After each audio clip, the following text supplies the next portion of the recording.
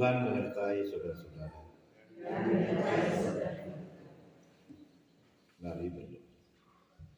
Tuhan Allah, Bapa yang kami sembah dalam nama Yesus Kristus, terima kasih untuk penyertaan-Mu yang begitu luar biasa di dalam kehidupan kami. Terima kasih untuk berkat kesehatan dan kekuatan yang Engkau karuniakan bagi kami. Bahkan Engkau masih memberikan kami kesempatan untuk boleh menikmati segala berkat Tuhan, baik jasmani maupun rohani. Saat ini Tuhan, kami hendak membaca dan merenungkan firman. Biarlah Engkau melayakan kami umat-Mu.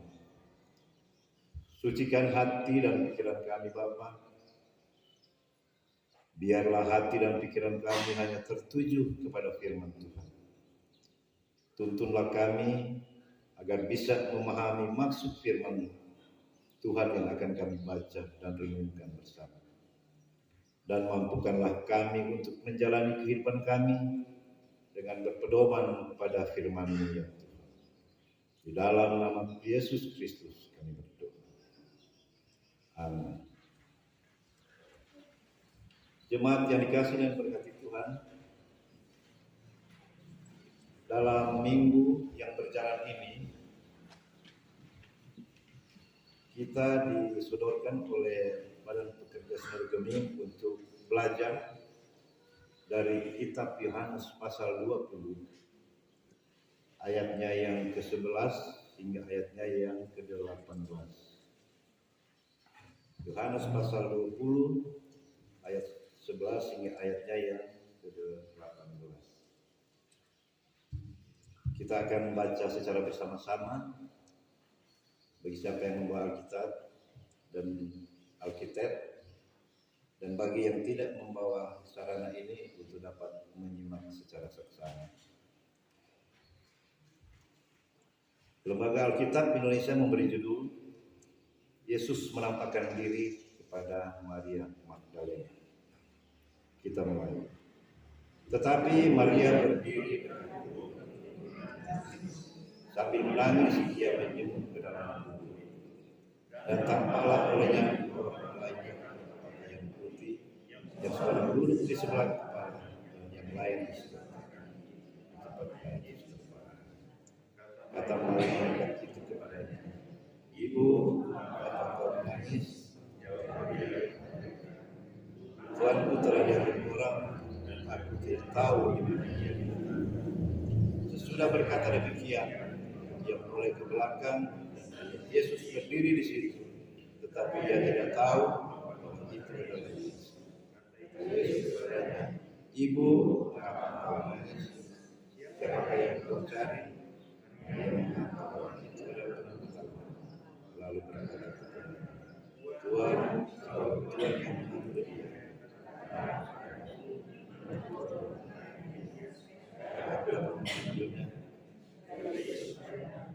Maria paling kata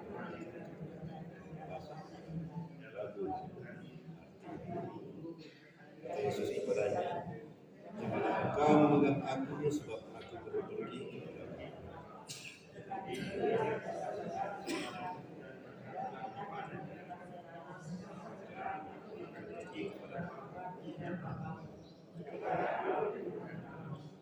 Dia berjalan pergi dan berkata kepada aku cari juga.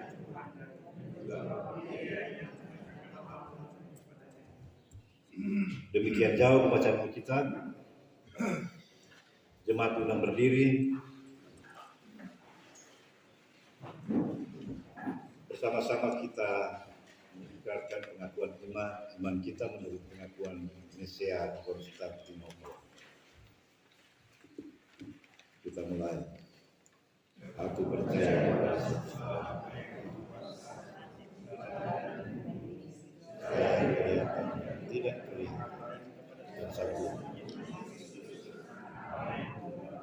ada segala sesuatu dari Allah, hal yang sejati dan hal yang sejati. Dia yang telah turun dari Roh Kudus dan Anak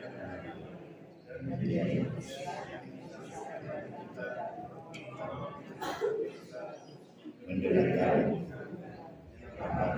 ketiga sesuai dengan isi kitab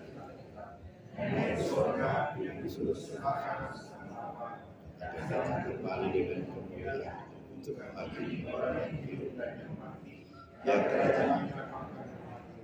Aku percaya kepada Roh Kudus yang adalah Tuhan dan yang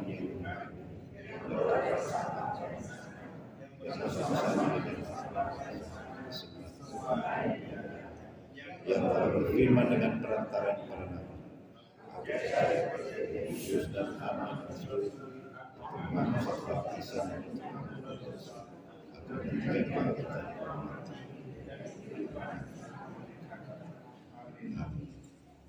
Jemaat dipersilakan duduk.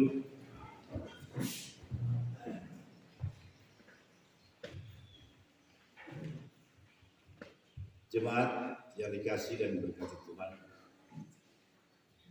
dalam tema ibadah kita di minggu pagi ini, yaitu Aku telah melihat Tuhan. Untuk mempercayai sesuatu atau seseorang, kita membutuhkan metode tertentu untuk menganalisa keberadaannya. Dan seringkali begitu mudah kita menjadi ragu dalam proses mempercayai hal. Arti yang sederhana, misalnya begini. Ini anak mengatakan kepada seseorang teman, di Talaga terdampar kem paus. Itu arti sederhananya. Artinya apa? Masuk akal ada kem paus di Talaga. Nah, jemaat yang dikasih Tuhan, beriman kepada Tuhan juga berada dalam proses yang panjang. Tapi proses itu akan terlihat apakah iman kita bertumbuh atau tidak.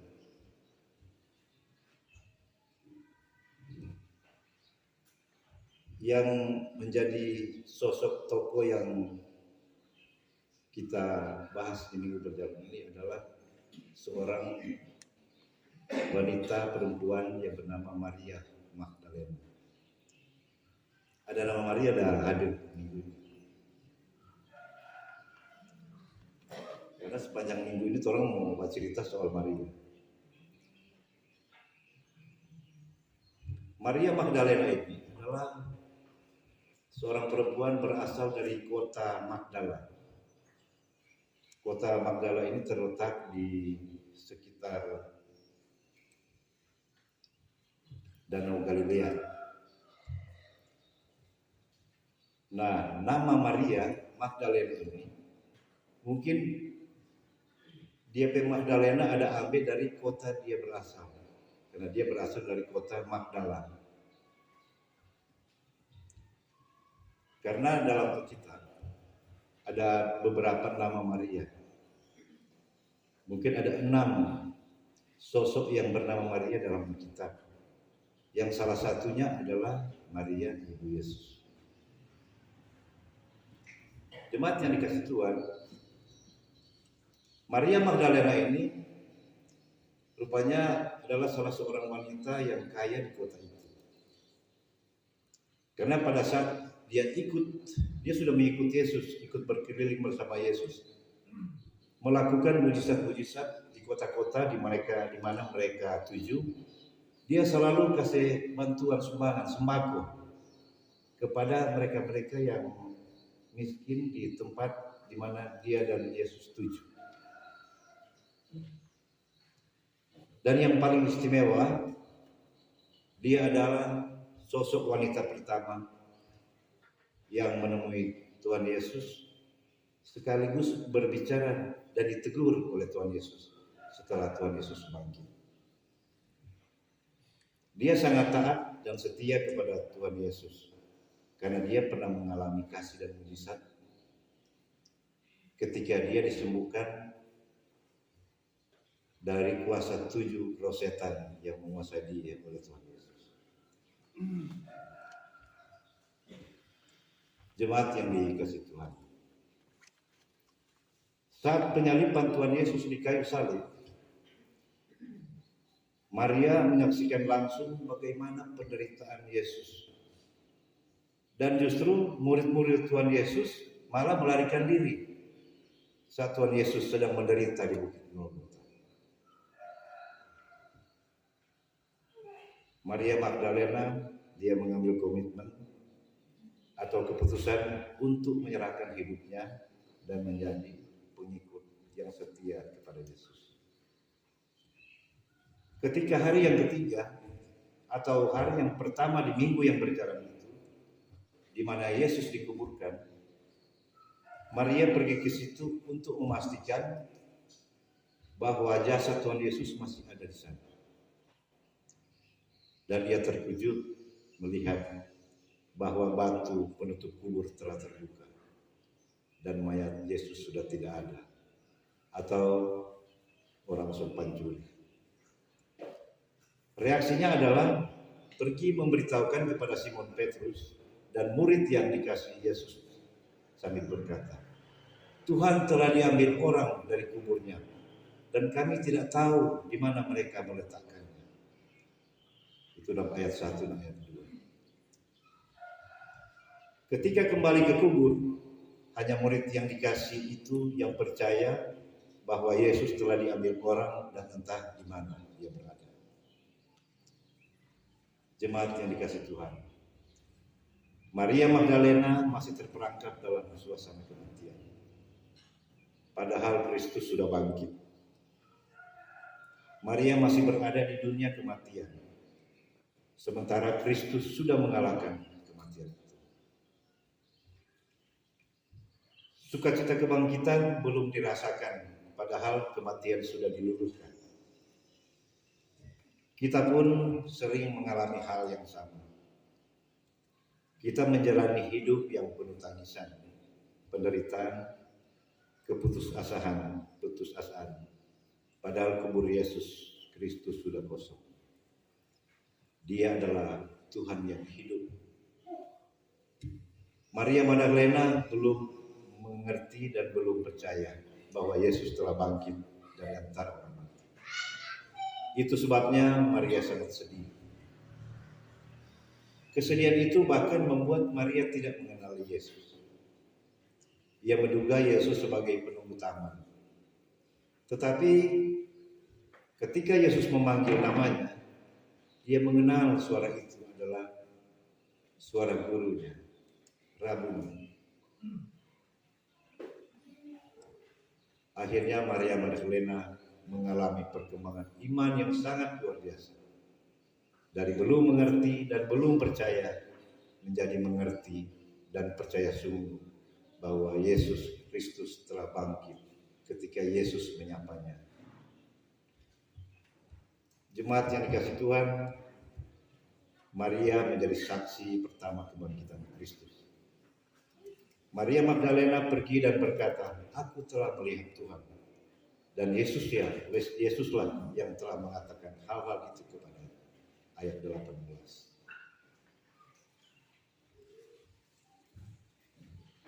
Kesedihan Maria menjadi pengalaman iman untuk belajar mengenali Yesus. Seringkali Tuhan menggunakan pengalaman hidup yang tidak mengenakan, kesulitan dan tantangan dalam hidup, agar kita belajar mengenai Tuhan dan percaya sepenuhnya kepada Tuhan. Kita tidak perlu bersedih dan berputus asa, karena Yesus akan mengulurkan tangan dan menyapa kita dengan nama kita di saat yang tepat. Kita hanya perlu belajar mengulurkan tangan dan membuka hati pada sapaan. Yesus bangkit mengalahkan maut. Kubur telah kosong. Batu penghalang telah digeser. Jemaat yang dikasihi Tuhan, pasca kebangkitan Kristus berarti sebuah perubahan. Perubahan dalam hidup relasi kita dengan orang yang lain. Perubahan yang nampak dalam proses kehidupan kita. Perubahan inilah yang menjadi kesaksian kita. Pasca tanpa perubahan hidup adalah sebuah sandiwara iman. Perayaan Pasca mesti membawa perubahan pada orientasi hidup kita. Hal-hal duniawi mestinya dilihat sebagai jalan atau sarana untuk mengantar kita kepada hal-hal yang ilahi. Kehadiran kita mesti membawa sesama untuk bertemu dengan Tuhan yang hidup. Kemanapun kita pergi dan apapun yang kita lakukan, kita adalah saksi-saksi hidup tentang kebangkitan Tuhan Yesus. Orang lain mengenal Allah melalui cara hidup kita, melalui proses perubahan hidup kita. Maka sesama kita akan berkata, aku telah melihat Tuhan. Jemaat yang dikasihi Kristus, hal-hal yang perlu kita renungkan dan refleksikan dalam kehidupan kita untuk menghayati kebangkitan Yesus lewat kemenangan Kristus yang telah bangkit pada hari yang ketiga adalah sebagai berikut. Cinta kasih Maria Magdalena kepada Tuhan Yesus sangatlah dahsyat. Waktu dia disembuhkan dan dibersihkan oleh Yesus dari 7 setan. Bagaimana Lukas 8 ayat 2 dan Markus 16 ayat 9. Dia menjadi pengikut yang setia dan menurut bacaan Injil kita di atas, dia mendapat hak istimewa sebagai seorang wanita pertama menyaksikan langsung kebangkitan Tuhan Yesus Kristus. Yang kedua, Yesus memanggil dengan namanya. Setiap orang istimewa bagi Yesus. Dia memanggil kita dengan nama sebagaimana yang tercantum dalam Yesaya 43 ayat 1. Semoga kita menghargai nama kita sebagai sesuatu yang layak untuk panggilan ilahi. Mengapa kamu menangis? Kesedihan Maria Magdalena dapat dimengerti. Tuannya sebagai penyembuh dan Tuhannya disalibkan dengan polos. Sekarang mayatnya ditemukan. Namun Tuhan tidak ada di sana untuk memberinya jaminan bahwa dia hidup. Beberapa dari kita sedih karena kehilangan orang yang kita kasihi. Kita menjadi bingung dan putus asa. Kita menangis, tapi Yesus mengajukan pertanyaan yang sama. Kenapa kamu menangis? Ini adalah pengingat bagi kita bahwa kematian fisik hanyalah jalan menuju ke dunia luar. Yang keempat, siapa yang kamu cari? Maria Magdalena sedang mencari mayat Yesus. Sayangnya dia tidak dapat menemukan karena sudah tidak ada lagi. Mari kita renungkan itu. Mungkin kita juga sedang mencari sesuatu yang tidak ada, atau seseorang yang tidak ada. Marilah memastikan bahwa kita sedang mencari yang Yesus yang hidup.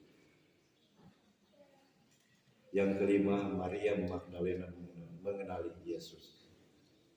Semoga kita memiliki mata iman untuk melihat Yesus dan menjadikan Dia Tuhan dan Raja dalam segala aspek kehidupan kita. Dan semoga kita juga mengenali kehadiran-Nya pada orang-orang terutama yang membutuhkan pertolongan. Yang keenam, jangan sentuh aku sebelum aku bertemu Bapa. Yesus telah bangkit dari kematian. Dia hidup sekarang. Dia sekarang memberitahu kita seperti yang dia katakan kepada Maria, untuk berhenti bergantung pada tubuh yang disalibkan dan dikuburkan. Dan sebaliknya, fokus pada Yesus yang dimuliakan.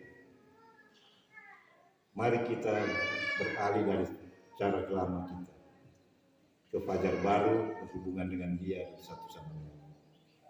Mari kita berhenti menangis dan sebaliknya meminta Dia untuk mengubah kekacauan kita menjadi pesan dan luka kita menjadi saksi.